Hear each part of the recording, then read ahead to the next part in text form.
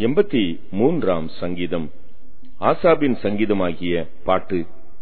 தேவனே மௌனமாயிராதேயும், பேசாமல் இராதேயும். தேவனே சும்மா இராதேயும்.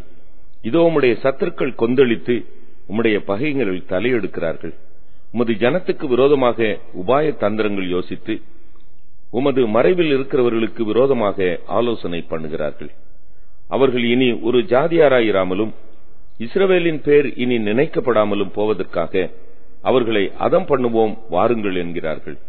இப்படி ஏதோமின் கூடாரத்தாரும் இஸ்மவேலரும் மோவாபியரும் ஆகாரியரும் கேபாலரும் அம்மோனியரும் அமலேக்கியரும் தீருவின் குடிகளோடு கூடிய பெலிஸ்தரும் ஏக மன நிர்ணயமாய் ஆலோசனை செய்து உமக்கு விரோதமாய் ஒப்பந்தம் பண்ணிக் கொண்டிருக்கிறார்கள்.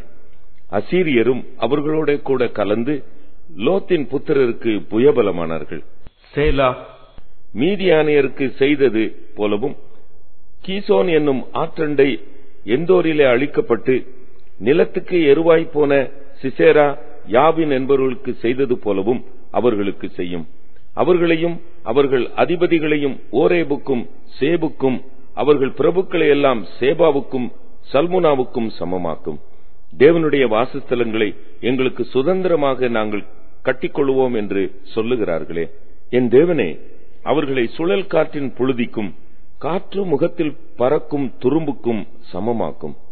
நெருப்பு காட்டை கொளுத்துவது போலவும் அக்கினி ஜுவாலைகள் மலைகளை எரிப்பது போலவும் நீர் உமது புசலினாலே அவர்களை தொடர்ந்து உமது பெருங்காற்றினாலே அவர்களை கலங்க பண்ணும்.